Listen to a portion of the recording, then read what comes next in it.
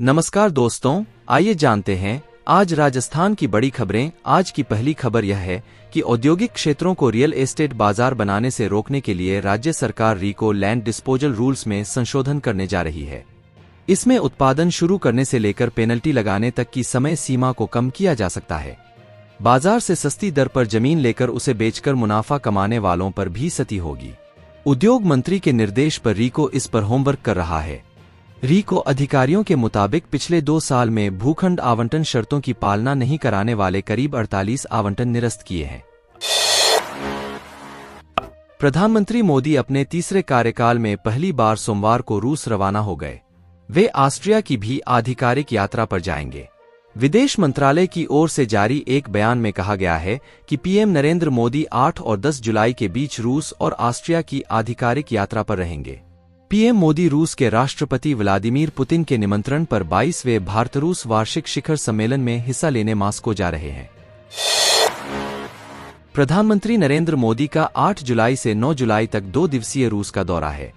Ukraine से युद्ध के बीच में प्रधानमंत्री मोदी अपने पहले रूस के दौरे पर जा रहे हैं, जिस पर अमेरिका समेत पूरी दुनिया की नजरें बनी हुई हैं, क्योंकि एक तरफ जहां रूस से नाटो समेत पूरी दुनिया किनारा कर रही है, उसी दौर में प्रधानमंत्री नरेंद्र मोदी भारत और रूस के संबंधों को मजबूत करने पर जोर दे रहे हैं। पीएम मोदी के इस दौरा को लेकर रूस की तरफ से जवाब भी आया है कि मोदी और पुतिन की होने वाली मीटिंग को लेकर पूरी दुनिया आज इन दोनों नेताओं को देखकर जल रही है, जिसमें सबसे ज्यादा अमेरिका और नाटो देश घबराए हुए हैं। उनमें हलचल मची है कि आखिर रूस और भारत में क्या समझौते होंगे। मुख्यमंत्री भजनलाल शर्मा की रविवार को वसुंधरा राजे से मुलाकात हुई। इस मुलाकात को लेकर कोई भी जानकारी दोनों पक्षों की ओर से नहीं दी गई, लेकिन सूत्रों के अनुसार मुलाकात में आगामी बजट सत्र को लेकर चर्चा हुई। बता दें कि 6 महीने में ये दूसरी बार है जब सीएम भजनलाल ने राजे के आवास पर पहुंचकर मुलाकात की है। इससे पहले सीएम भजनलाल शर्मा ने 26 जनवरी को राजे से उनके आवास पर जाकर मुलाकात की थी। उपचुनाव और प्रदेश कार्यसमिति की बैठक भी केंद्र में रहे। इस मुलाकात को संभावित मंत्रिमंडल फेरबदल से भी जोड़कर देखा जा रहा है। भजनलाल सरकार अपना पहला पूर्ण बजट 10 जुलाई को पेश करने जा रही है, लेकिन इससे पहले भजनलाल ने राजे के घर पर जाकर मुलाकात की। वसुंधरा राजे राजस्थान की पूर्व मुख्यमंत्री रही हैं। ऐसे में माना जा रहा है कि भजनलाल शर्मा ने राजे से बजट पर चर्चा की होगी। राजस्थान के कई लोग बीएसएनएल सिम का इस्तेमाल कर रहे हैं। बीएसएनएल भी कम दामों में बेस्ट रिचार्ज प्लान लाकर यूजर्स को आकर्षित कर रहा है। इसी बीच कंपनी के 300 दिन वैलिडिटी वाला एक प्लान सभी यूजर्स को बहुत पसंद आ रहा है। इस प्लान ने बाकी कंपनियों की टेंशन बढ़ा दी है। कई कंपनियों ने रिचार्ज प्लान के दामों में बढ़ोतरी कर दी है। अगर आप अधिक डेटा इस्तेमाल करते हैं तो भी आपको यह प्लान खूब भाने वाला है।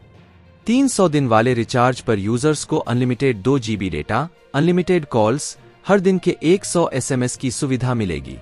300 दिन की वैलिडिटी के इस प्लान को लेने के लिए आपको सिर्फ 797 रुपए चुकाने होंगे। हालांकि यह 2 GB डेली डेटा आपको सिर्फ 60 दिन तक ही मिलेगा। इसके अलावा भी बीएसएनएल कई प्लान्स यूजर्स के लिए लाया है। जिस कीमत में बाकी टेलीकॉम कंपनियां जैसे जियो और एयरटेल आपको सिर्फ 84 दिन या फिर 90 दिन की वैलिडिटी ऑफर करती है, वहीं बीएसएनएल आपको 300 दिनों की वैलिडिटी दे रहा है। लखपति दीदी योजना के तहत महिलाओं को 5 लाख रुपए तक का लोन मिल रहा है। केंद्र सरकार इस योजना के तहत देश में 3 करोड़ लखपति दीदी बनाने की योजना पर कार्य कर रही है।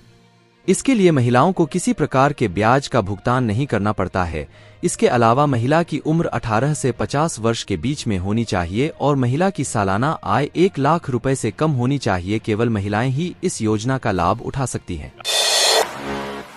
फ्री राशन योजना के तहत अब हर एक परिवार के सदस्यों को सत्यापन करना भी जरूरी है। परिवार का कोई भी व्यक्ति अपनी एक जगह से कहीं दूसरी जगह पर शिफ्ट हो गए हैं या फिर किसी की मृत्यु हो चुके हैं, तो ऐसे में सरकार की ओर से उन लोगों का राशन कार्ड से नाम हटाया जाएगा।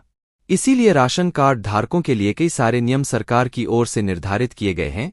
इसके बारे में हम संपूर्ण जानकारी आपको स्टेप बाय स्टेप उपलब्ध करवा रहे हैं, यानी आपको फ्री राशन मिलने में किसी भी प्रकार की कोई भी कठिनाई न आए। इसीलिए आप नए नियमों के बारे में जान लीजिए। दोस्तों, सभी राशन कार्ड धारकों के लिए ई-केवाईसी अनिवार्य कर दिया गया है। यदि आपने अभी तक ई-केवाईसी नहीं करवाई है तो आपको जल्द से जल्द करवा लेनी चाहिए। ई-केवाईसी न करवाने पर आपका राशन कार्ड निष्क्रिय हो सकता है।